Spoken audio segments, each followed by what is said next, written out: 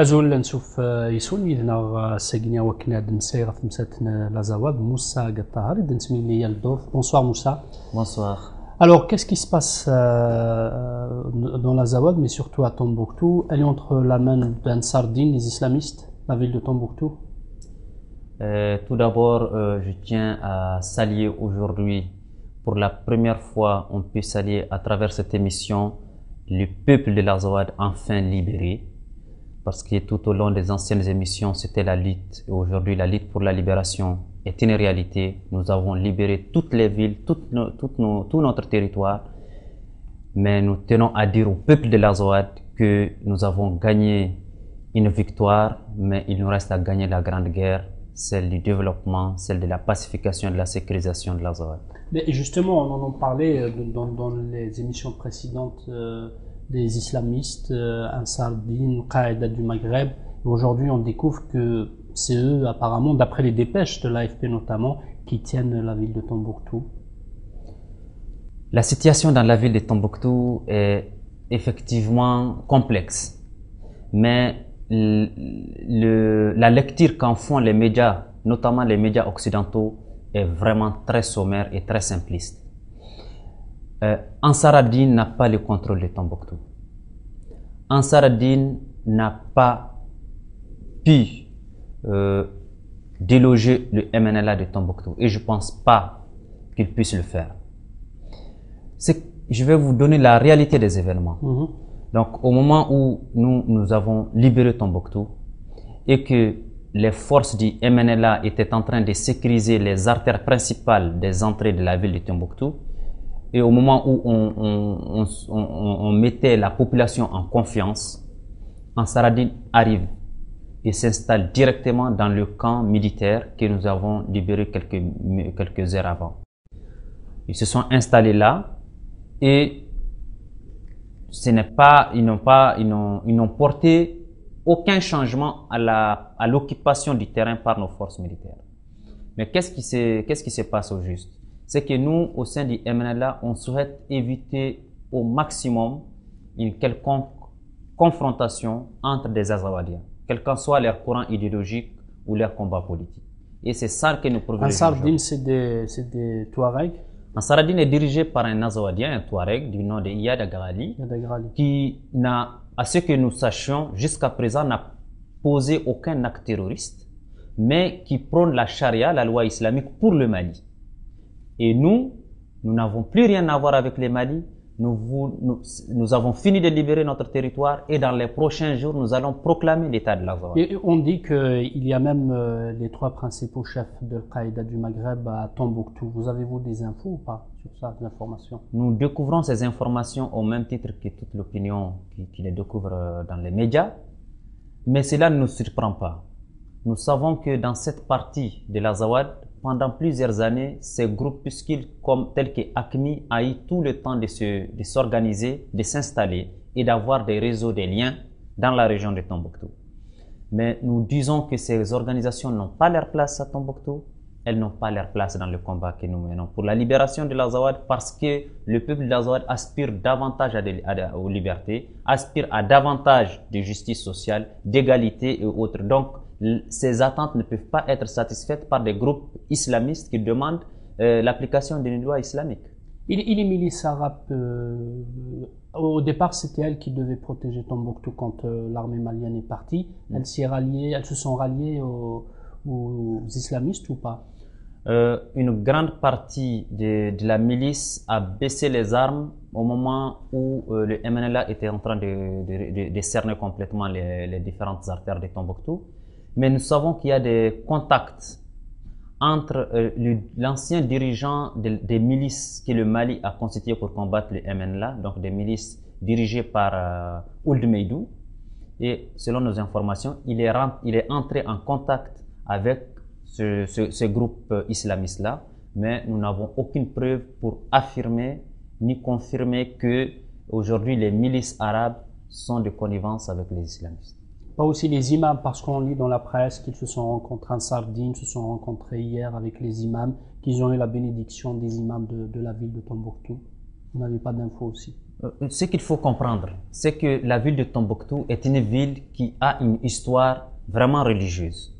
C'était déjà au Moyen Âge, il y avait de grandes mosquées, il y avait une grande université. Et après cette partie glorieuse de l'histoire de Tombouctou, il y a eu quand même des survivances de ces croyances-là et des dépositaires des savoirs musulmans, notamment dans les mosquées de Djingareber, Sankoré et Sidi Yahya, dans lesquelles on retrouve encore de grands manuscrits qui retracent l'histoire religieuse de Tombouctou. Mais cela ne veut pas dire que la population de Tombouctou aspire à un État islamique. Si la population de Tombouctou aspirait à cela, il n'allait pas attendre l'arrivée d'un Saladin ou d'un quelconque groupuscule pour le demander. Donc, la population de Tombouctou est avec le MNLA. La population de Tombouctou a fêté, a manifesté dans toutes les rues pour soutenir le MNLA. Alors, vous avez dit tout à l'heure que vous ne vouliez pas d'affrontement avec un Sardine, mais si les discussions n'aboutissent pas, vous serez obligé, vous allez de toute façon les déloger de Tombouctou? Moi, je pense que le problème est plus loin, est plus large qu'en Sardine. Nous pensons qu'à partir du moment où le MNLA maîtrise complètement le terrain et qu'il représente aujourd'hui la seule autorité légitime, pendant qu'il y a un vide constitutionnel et un vide institutionnel au Mali, le Mali ne dispose d'aucune institution, d'aucun État, d'aucun organe institutionnel. Donc, le MNLA représente la seule force et la seule autorité avec laquelle on doit traiter. Ceci étant, nous pensons que c'est le moment ou jamais pour la communauté internationale de prendre attache avec le MNLA pour deux choses importantes. La première chose, c'est pour nous aider à instaurer un climat de sécurité, de protection des personnes et de leurs biens et asseoir les premières étapes d'un État azawadien.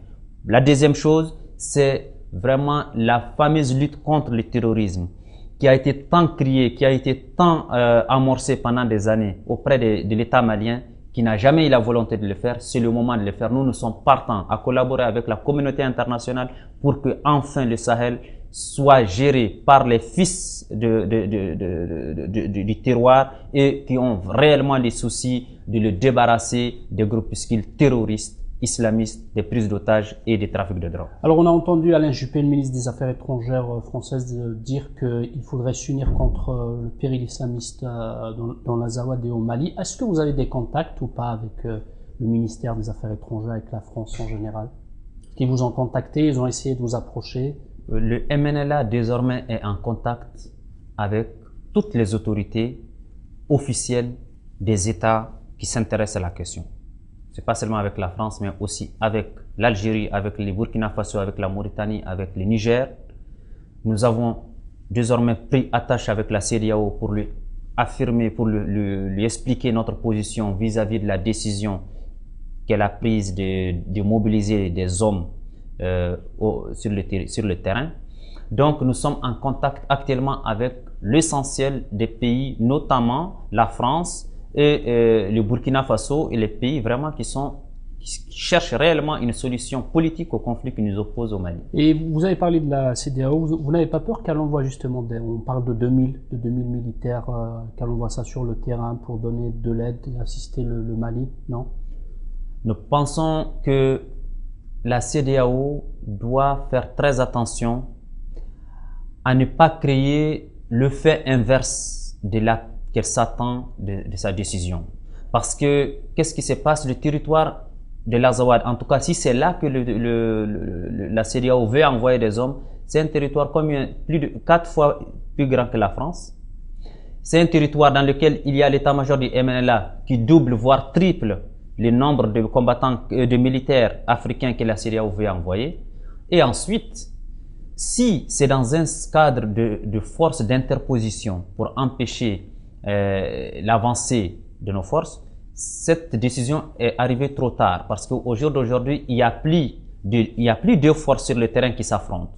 Il y a une force, celle du MNLA, qui est sur le territoire, qui l'occupe, qui le sécurise. L'autre force malienne, elle est partie depuis plusieurs jours et elle est à Bamako, à Ségou et ailleurs. Donc, il n'y a plus le risque d'affrontement entre des armées.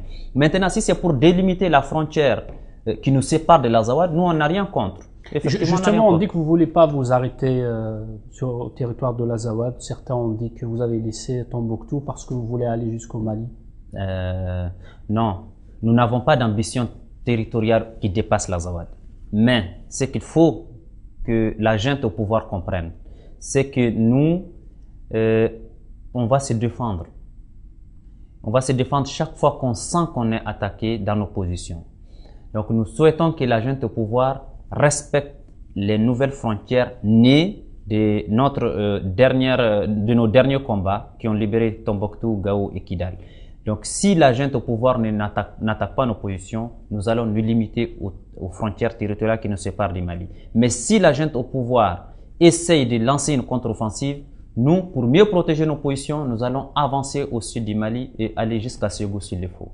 Alors vous avez dit que vous allez annoncer la proclamation donc de l'État de l'Azawad bientôt. Ça se fera dans les prochains jours. Ça se prépare. Ça se passe comment? Oui. La proclamation de l'État de l'Azawad est en train de se préparer.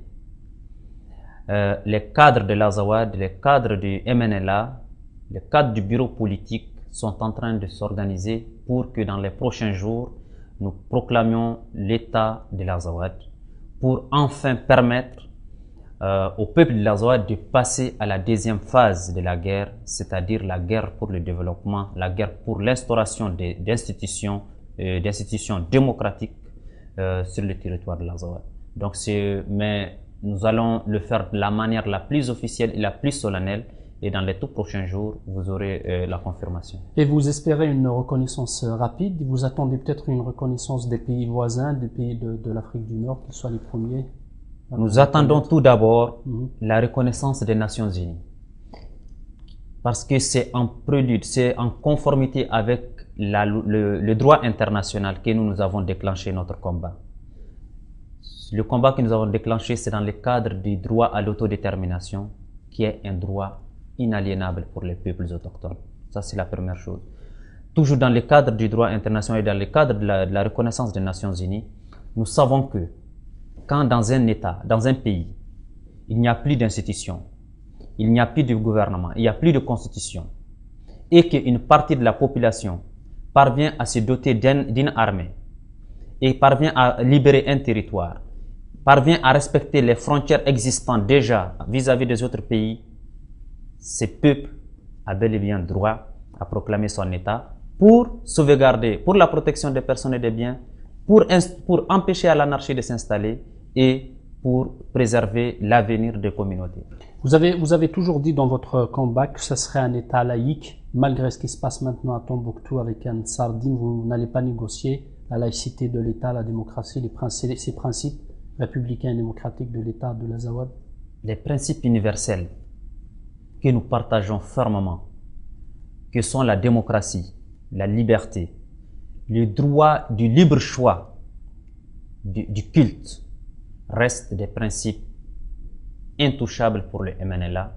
Nous voulons que le peuple de l'Azawad soit le seul qui décidera de la forme de politique qu'il veut. Ceci étant, nous sommes loin de nous dire qu'il y aura une conformité au sein de l'Azawad. Nous allons laisser au moment venu, parce que les gens confondent. Il y a beaucoup de gens qui confondent aujourd'hui les étapes. Nous sommes à l'étape libération, on vient de la finir. Nous pensons à l'étape sécurisation et pérennisation des acquis. Après, nous allons passer à l'étape politique. Et cette étape va donner l'occasion à toutes les formations politiques de l'Azawad de s'exprimer. Il y aura les courants islamistes. Ça, on en est conscient. Il peut y avoir des courants chrétiens, des courants démocrates, des courants conservateurs. Mais on ne veut pas que des individus ou une personne ou un groupe d'individus dicte au peuple de l'Azawad sa volonté et son choix politique. Mais vous ne pensez pas que si vous ne réglez pas rapidement le problème de Tombouctou, que le temps joue contre vous et finalement le monde tous les pays, notamment les pays voisins et la France, diront que c'est les islamistes qui vont aller plus loin, ils vont aller peut-être jusqu'à Bamako? Au lieu de nous accuser et profiter de la confusion pour nous attaquer de tous les maux, la communauté internationale a tout intérêt à travailler avec le seul mouvement qui a toujours gardé une lisibilité claire, qui est toujours resté clair dans sa position et qui a toujours dit qu'il ne cherche que la liberté, la démocratie pour le peuple de l'Azawad, alors la communauté internationale, si elle a vraiment les soucis de la stabilité du Sahel, si elle a vraiment les soucis de l'éradication des fléaux tels que le terrorisme, le narcotrafic et la prise d'otages dans le Sahel, doit vraiment nous aider aujourd'hui à instaurer un climat de stabilité et de sécurité dans l'Azawad pour qu'on travaille ensemble pour l'avenir. Vous êtes prêt à s'associer avec la communauté internationale pour éventuellement, si les négociations n'aboutissent pas, pour combattre Ansar Dine? Nous pensons que nous avons été encore clairs. C'est pas Ansar Dine aujourd'hui l'ennemi. L'ennemi, c'est l'ensemble des fléaux qui ont toujours menacé le Sahel et qui ont été encouragés par certains États, notamment l'État malien. Les principaux ennemis du Sahel aujourd'hui, c'est Al-Qaïda au Maghreb islamique. C'est les trafiquants de drogue. C'est les preneurs d'otages. Et tout ça, c'est AQMI qui le fait. Donc, le principal fléau auquel nous devrons tous nous mettre et combattre, c'est AQMI. Ansar Dine est un danger pour la liberté d'expression et la liberté du choix politique des Azawadiens. Mais ça, c'est aux Azawadiens de les régler. Est-ce qu'ils ont combattu avec vous contre les soldats maliens? Nous n'avons jamais combattu avec Ansar Dine contre l'armée malienne. Nous n'avons jamais eu besoin de faire appel à des groupes autres que le Mouvement national de libération de l'Azawad pour mener notre combat. Ceci étant, Ansar Dine est dirigé par un ex-leader de la rébellion Touareg de 1991 et qui est aussi originaire de la région de Kidal. Donc, il mène un combat politique et idéologique pour l'installation de la charia au Mali. Ça, c'est son choix. Mais voilà, il pense qu'il doit participer à la libération de Kidal. Chose qu'il a faite en attaquant le camp numéro 1, alors que nous, on s'attaquait au camp numéro 2 de Kidal. Voilà la vraie version des faits. D'accord, juste une dernière question, Moussa. Vous ne craignez plus maintenant une attaque de l'armée malienne? Pour vous, ça y est, l'Azawad, comme vous dites, c'est un État indépendant, libre. Vous allez le proclamer prochainement. Ça y est, vous n'avez plus peur. Le combat pour la libération est gagné? Nous restons confiants, mais nous restons vigilants. Nous savons que le Mali a créé des ramifications de solidarité malsaine avec certaines armées, notamment le Sénégal, qui a donné du matériel militaire au Mali. Mais aujourd'hui, la libération de l'Azawad est une réalité. La sécurisation des frontières de l'Azawad est une réalité. Et la proclamation solennelle de l'État de l'Azawad, c'est pour très bientôt. تنميرت موسى تنميرت كني دولا من قيمة مسلي دا موسى كتار نتيك تمسلي نسي سن موسو إثيمونة تمورث لازواد